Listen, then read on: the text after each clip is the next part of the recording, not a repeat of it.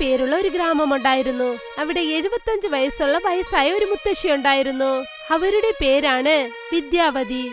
അവരുടെ കുടുംബത്തിൽ ഒരുപാട് ആൾക്കാരുണ്ട്. പക്ഷെ അവരെല്ലാവരും തന്നെ അവരുടെ പേരിലുള്ള സ്വത്തുകൾ ആശിച്ചിരിക്കുന്നവരാണ്. അതുകൊണ്ട് അവരെല്ലാവരും അവരെ നന്നായിട്ട് നോക്കും. ഒരു ദിവസം ആ വയസ്സായ മുത്തശ്ശിയുടെ കാലുകളെ അവരുടെ 7 വയസ്സുള്ള പേരക്കുഞ്ഞ് ടിങ്കു പിടിച്ചു വിട്ടുകൊണ്ടിരുന്നു. അപ്പോൾ, മുത്തശ്ശി, ഞാൻ ഒരാഴ്ചയായിട്ട് നിങ്ങളുടെ കാലിങ്ങനെ അമുക്കിക്കൊണ്ടിരിക്കുകയാണ്. ഇപ്പൊ പറയൂ, എനിക്ക് എത്ര സ്ഥലമാണ് നിങ്ങൾ എഴുതി തരാൻ പോകുന്നത്?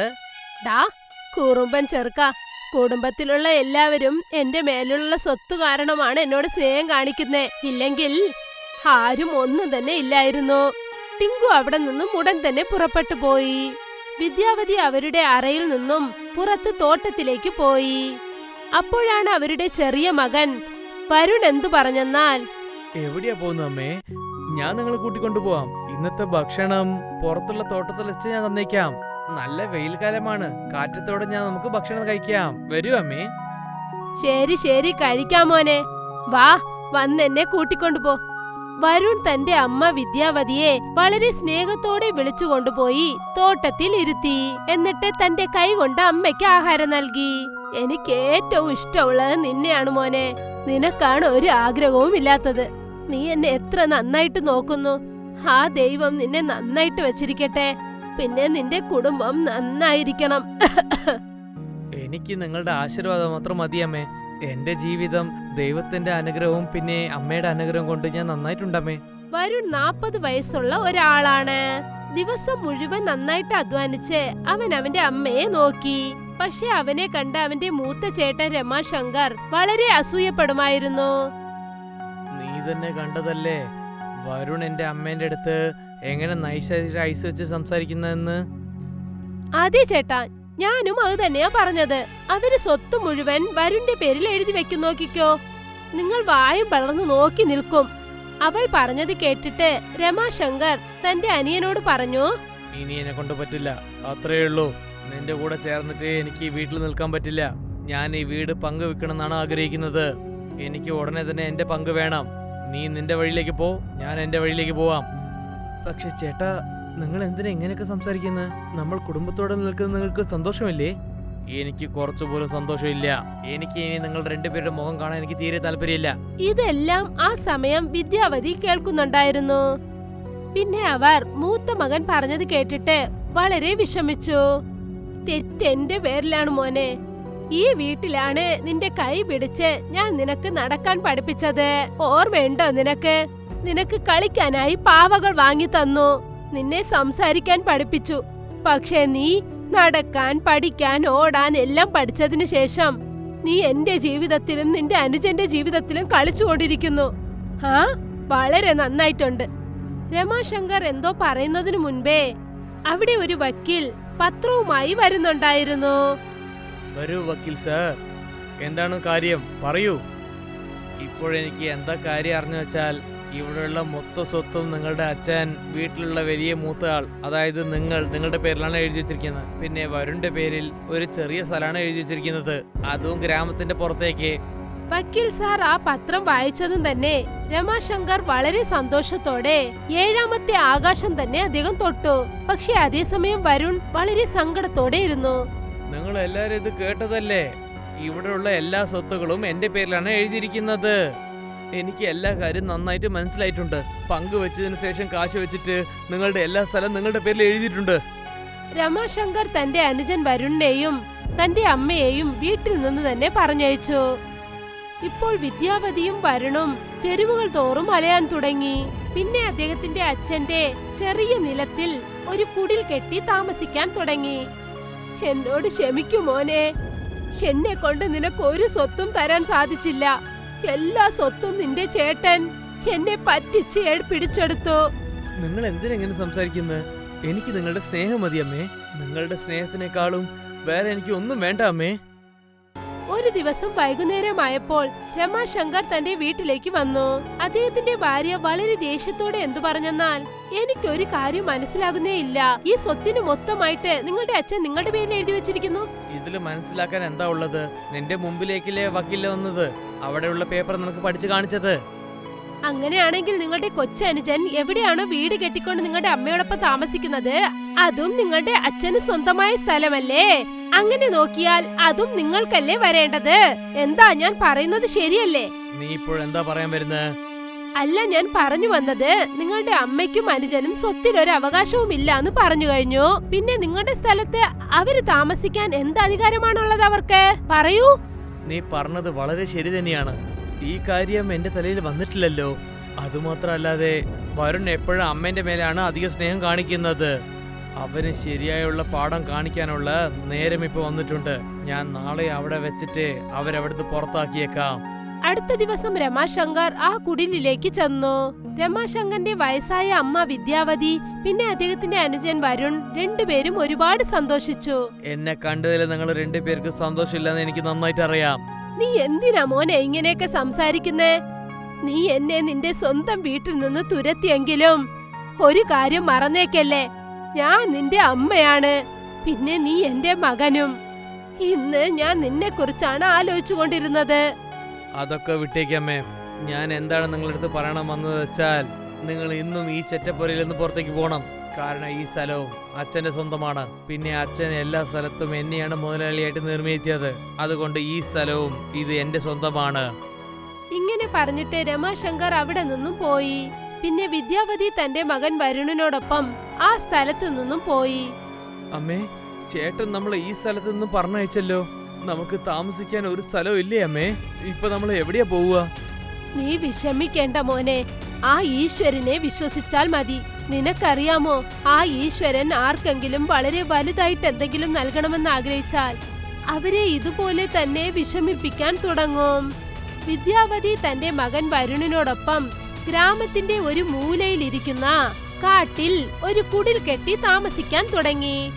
ആ കുടിലിനു ചുറ്റും നല്ല ഭംഗിയുള്ള കാടുകളും ഉണ്ടായിരുന്നു. അമ്മേ, ഒരു പക്ഷെ നമ്മൾ ഇവിടുന്നും പുറത്തേക്ക് പോയാലോ? വിഷമിക്കേണ്ട മോനെ, കാടെന്നുള്ളത് ആർക്കും സ്വന്തമുള്ളതല്ല. ഒരു മനുഷ്യന് ഈ ലോകത്തിലുള്ള എല്ലാ മായകളുടെയോടും ആഗ്രഹം തീർന്നു കഴിഞ്ഞാൽ അവൻ കാടിനെ നോക്കി തന്നെ വന്നാകണം മോനെ. പിന്നെ ഈ കാട് ഇവിടെ വരുന്നവരെ അംഗീകരിക്കും. മനസ്സിലായോ? അതൊക്കെ ശരിയാണമ്മേ. പക്ഷെ ഇനി തൊട്ട് നമ്മൾ എന്ത് ചെയ്യും? ചേട്ടൻ നമ്മുടെ കച്ചവടം ചേട്ടൻ എടുത്തല്ലോ. പിന്നെ എനിക്ക് വേറെ ഒരു ജോലിയും അറിയില്ല. ആ ഈശ്വരനെ വിശ്വസിക്കുമോനെ, അദ്ദേഹം എല്ലാം തന്നെ ശരിയാക്കും. നീ ഒന്ന് ചെയ്യേ. അതുവരെ നീ ചെറുതായിട്ട് എന്തെങ്കിലും ജോലി ചെയ്യേ. എനിക്ക് വിശ്വാസമുണ്ട്, ഈ മോശമായ ദിവസം നമുക്ക് എപ്പോഴും ഉണ്ടാകില്ല. നിങ്ങൾ പറഞ്ഞത് വളരെ ശരിയാണ്. എനിക്ക് വയസ്സ് വെറും 40-ലായിട്ടുള്ളൂ. ഞാൻ ഇപ്പോഴും വളരെ ബലശാലിയായിട്ടാണ് ഉള്ളത്. തീർച്ചയായിട്ടും എനിക്ക് ഒരു കൂലിക്കാരനായിട്ട് ജോലി ചെയ്യാൻ പറ്റും. ആ ദിവസത്തിനു ശേഷം വരുൺ കൂലി ജോലി ചെയ്യാൻ തുടങ്ങി. ദിവസവും രാത്രി കൂലി ജോലി കഴിഞ്ഞ് വീട്ടിലേക്ക് വരും. പിന്നെ താൻ ഉണ്ടാക്കുന്ന കാശ് അമ്മയുടെ കയ്യിൽ കൊണ്ടുവന്ന് നൽകും. ചില സമയത്ത് എന്നോട് നിനക്ക് ദേഷ്യം പോലും തോന്നും അല്ലേ മോനെ? അതായത് ഞാൻ നിനക്കൊന്നും തന്നില്ലാന്ന്. ഈ വയസ്സിൽ നീ കൂലി ജോലി ചെയ്യേണ്ടി വന്നു അല്ലേ മോനെ? അങ്ങനെയൊന്നും ആലോചിക്കില്ല അമ്മേ. എന്റെ ജീവിതത്തിൽ ഞാൻ കഷ്ടപ്പെട്ട് ജോലി ചെയ്യണമെന്ന് എനിക്കൊരു പുതിയതല്ല. എന്റെ ജീവിതത്തിൽ എനിക്ക് കിട്ടിയ വലിയ സ്വത്ത് എന്റെ അമ്മ തന്നെയാണ്. നിങ്ങളുടെ അനുഗ്രഹം ഉണ്ടെങ്കിൽ എനിക്ക് വേറെ ഒന്നും വേണ്ട അമ്മേ. ഇങ്ങനെ കുറെ ദിവസം കടന്നുപോയി. ഒരു ദിവസം കൂലി ജോലി ചെയ്തുകൊണ്ടിരുന്നപ്പോൾ വരുണിന്റെ കാല് വഴുതിപ്പോയി. താഴെ വീണതിൽ അദ്ദേഹത്തിന്റെ ശരീരത്തിൽ വല്ലാതെ പരിക്കേറ്റു. കുറച്ച് ജോലിക്കാരൊക്കെ ചേർന്ന് വന്ന് വരുണിനെ അവന്റെ വീട്ടിൽ കൊണ്ടുവന്ന് വിട്ടു. വരുണിന്റെ കാലിൽ നിന്നും രക്തം വന്നു. ഒന്നുമില്ല അമ്മേ, പെട്ടെന്ന് എന്റെ കാല് മടമറിഞ്ഞു പോയി. അതുകൊണ്ടാണ് കാലിൽ നിന്ന് ചോര വരുന്നത്. അത് കുറച്ചു നേരം കൊണ്ട് ശരിയാവും അമ്മേ, ഒന്നും പേടിക്കണ്ട. വിഷമിക്കേണ്ട മോനെ, രാവിലെ ആകുന്നതിന് മുമ്പേ നിന്റെ കാല് നന്നായിട്ട് ശരിയാകും. ഞാൻ ഇപ്പോൾ വരാം. ഇങ്ങനെ പറഞ്ഞിട്ട് വിദ്യാവതി കാട്ടിലേക്ക് ചെന്നു. പറയണമെങ്കിൽ വിദ്യാവതിയുടെ അച്ഛൻ ആ കാലത്ത് ഒരു നല്ല വൈദ്യനായിരുന്നു. വിദ്യാവതി ചെറിയ പ്രായത്തിൽ തന്നെ കാട്ടിലുള്ള മരുന്നുകളെ കുറിച്ച് ഒരുപാട് കാര്യങ്ങൾ പഠിച്ചു വച്ചിരുന്നു. അതുകൊണ്ട് കുറച്ച് ഇലകൾ അവർ വരുണിനടുത്തേക്ക് കൊണ്ടുവന്നു. പിന്നെ അത് അരച്ച് അവർ വരുണിന്റെ കാലിൽ ഇട്ടുകൊടുത്തു. ഇത് എന്താണമ്മേ? ഇത് ഔഷധ ചെടികൾ അരച്ചിട്ടിരിക്കുകയാണ് മോനെ. നിങ്ങൾ എപ്പോഴും ഈ ഇല എന്റെ കാലിലേക്ക് വെച്ചോ അപ്പൊ തന്നെ ചില്ലിന്ന് തണുപ്പുണ്ടമ്മേ. എങ്ങനെയുണ്ടെന്ന് വെച്ചാൽ വേദന മാറിയതുപോലെ ഉണ്ട്. നീ വിഷമിക്കേണ്ട മോനെ, രാവിലെ നേരം വെളുക്കുന്നതിന് മുമ്പ് നിന്റെ കാലിൽ ഒരു തഴുമ്പ് പോലും കാണില്ല. രാവിലെ വരുൺ എണീറ്റപ്പോൾ അത് കണ്ടിട്ട് അതിശയിച്ചു പോയി. അദ്ദേഹത്തിന്റെ കാലുകൾ പൂർണ്ണമായി നന്നായത് അദ്ദേഹം കണ്ടു. അമ്മേ, എന്റെ കാലിൽ മുറിവായ ഒന്നും ഒരു മുറിവില്ലല്ലോ. ഈ ജോലിയെ വലിയ ഒരു ഡോക്ടർ പോലും ചെയ്യാൻ പറ്റില്ല. നിങ്ങളിത് എങ്ങനെയാണ് ചെയ്തത്? ആയുർവേദം പിന്നെ ഔഷധങ്ങളുടെ ജ്ഞാനം 1000 വർഷം പഴമയായതാണ് മോനെ. ഈ ജ്ഞാനം എന്റെ അച്ഛനിൽ നിന്നും എന്റെ മുത്തശ്ശനിൽ നിന്നുമാണ് ഞാൻ പഠിച്ചത്. പിന്നെ പഠിക്കുന്ന കാര്യങ്ങൾ ഒരിക്കലും വെറുതെ ആവില്ല മോനെ. ഇന്നിത് ഉപകാരപ്പെട്ടു കണ്ടോ. അമ്മേ, നിങ്ങളൊരു മായാവി ഡോക്ടറാണ്. ഇവിടെയുള്ള ഗ്രാമത്തിലും പിന്നെ അടുത്തുള്ള ഗ്രാമത്തിലൊക്കെ കുറെ പേര് ഡോക്ടറെ അടുത്ത് പോയിട്ട് വല്ലാതെ കഷ്ടപ്പെടുന്നുണ്ട്. പിന്നെ നിങ്ങൾ ഇവിടെ ഇരുന്ന് തന്നെ അവർക്ക് വൈദ്യം നോക്കാൻ പറ്റിയല്ലോ. അതൊക്കെ ചെയ്യും മോനെ. പക്ഷെ എനിക്ക് നല്ല പേടി തോന്നുന്നു.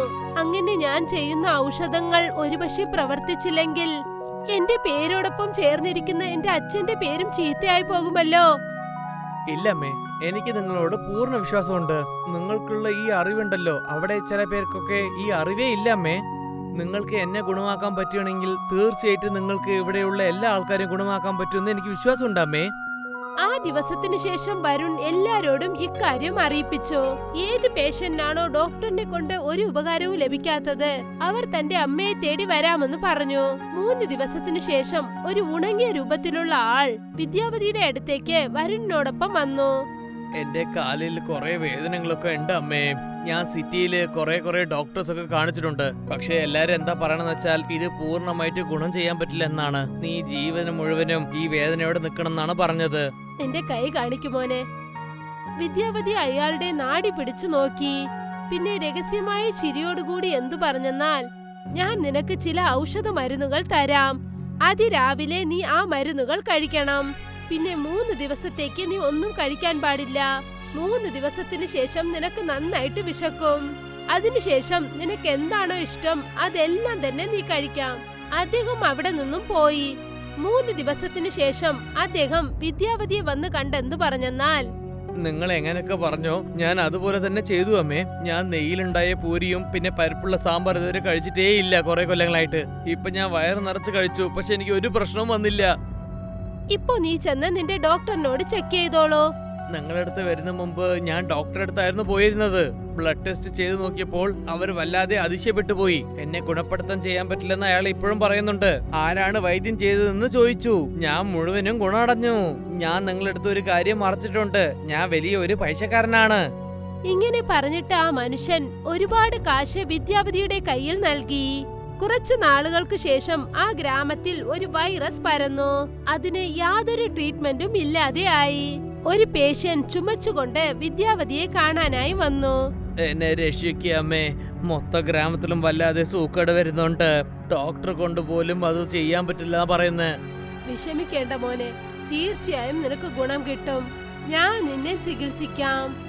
വിദ്യാവതി ആ പേഷ്യന്റിനെ ചികിത്സിക്കാൻ തുടങ്ങി. ആ പേഷ്യന്റ് വളരെ ആരോഗ്യവാനായി. കുറച്ചു ദിവസത്തിനകം ഗ്രാമത്തിലെ ജനങ്ങളെല്ലാം വിദ്യാവതിയുടെ അടുത്തേക്ക് ചികിത്സയ്ക്കായി വന്നു. വിദ്യാവതിയുടെ ചികിത്സ കാരണം ഗ്രാമം മൊത്തം ആരോഗ്യവനായി മാറി. ഇപ്പൊ എല്ലാരും മാന്ത്രിക ഡോക്ടർ അമ്മ എന്ന പേരിൽ അവരെ വിളിക്കാൻ തുടങ്ങി. കുറച്ചു ദിവസങ്ങൾക്ക് ശേഷം വിദ്യാവതിയുടെ മകൻ രമാശങ്കർ തന്റെ ഭാര്യ പിന്നെ തന്റെ 7 വയസ്സ് മകൻ ടിറ്റുവിനെ വിളിച്ചുകൊണ്ട് വന്നു. ടിറ്റുവിനെ കണ്ട് വിദ്യാവതി വളരെ സന്തോഷിച്ചു. എന്തുപറ്റി മോനെ ടിൻഡു, നിനക്ക് സുഖം തന്നെയല്ലേ? എനിക്ക് നിങ്ങളുടെ ഓർമ്മയായിട്ട് വന്നോണ്ടിരുന്നത് മുത്തശ്ശി. ഞാൻ അച്ഛനോട് ദിവസവും ചോദിക്കും എനിക്ക് മുത്തശ്ശിയെ കാണണമെന്ന്. ഇന്നാണ് അച്ഛൻ എന്നെ ഇങ്ങോട്ട് കൂട്ടിക്കൊണ്ടുവന്നത്. നിന്റെ അച്ഛൻ തീർച്ചയായും എന്തെങ്കിലും കാരണമായിട്ടാണ് വന്നിരിക്കുക മോനെ. അപ്പോഴാണ് വിദ്യാവതി രമാശങ്കറിന്റെ കണ്ണുകളിൽ കണ്ണുനീരിരുന്നത് കണ്ടത്.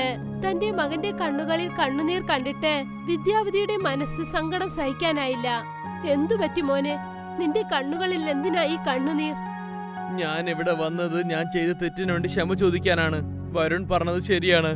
ഞാൻ വക്കീലിനടുത്ത് കാശ് കൊടുത്തിട്ടാണ് എല്ലാം മാറ്റിയത്. വരുണിന്റെ സ്വത്തും ഞാൻ എന്റെ പേരിലേക്ക് മാറ്റി വെച്ചു. അതിനുള്ള ശിക്ഷ എനിക്ക് ദൈവം എന്തായാലും തന്നു കഴിഞ്ഞു. ഞാനും എന്റെ ഭാര്യയും എന്റെ കൊച്ചും ആ സൂക്കേടാണ് ഇപ്പോൾ ഞങ്ങൾ അനുഭവിച്ചുകൊണ്ടിരിക്കുന്നത്. വിഷമിക്കേണ്ട മോനെ, തീർച്ചയായും നിങ്ങൾ എല്ലാരും ഗുണം പ്രാപിക്കും. എനിക്ക് വിശ്വാസമുണ്ട്. ഔഷധം ഉപയോഗിച്ച് നിങ്ങൾ തീർച്ചയായും ഞങ്ങളെ ഗുണപ്പെടുത്തുമെന്ന്. ആ ദിവസത്തിനു ശേഷം വിദ്യാവതി രമാശങ്കർ പിന്നെ അദ്ദേഹത്തിന്റെ ഭാര്യ പിന്നെ തന്റെ പേരക്കുഞ്ഞിനെയും ചികിത്സിക്കാൻ തുടങ്ങി. കുറച്ചു മാസങ്ങൾക്ക് ശേഷം ഡോക്ടർ രമാശങ്കറിനെ വളരെ ആരോഗ്യവാനായെന്ന് പറഞ്ഞു. ഇപ്പോൾ അവരുടെ കുടുംബം മൊത്തവും ഒന്നിച്ചു ചേർന്ന് സന്തോഷത്തോടെ ജീവിക്കാൻ തുടങ്ങി. പിന്നെ ഇതുപോലെ വിദ്യാവതി നാട്ടിൽ മാത്രമല്ലാതെ വിദേശത്തും ഫേമസ് ആയി. വിദേശത്തു നിന്നും ഒരുപാട് ഡോക്ടേഴ്സ് വിദ്യാവതിയുടെ കയ്യിൽ നിന്നും ഔഷധങ്ങളെ കുറിച്ച് പഠിക്കാനായി വന്നു. വിദ്യാവതി എല്ലാരോടും ഔഷധ ചെടികളെ കുറിച്ച് പറഞ്ഞു. പിന്നെ ആയുർവേദം എത്ര നല്ലതാണെന്നും പറഞ്ഞുകൊടുത്തു.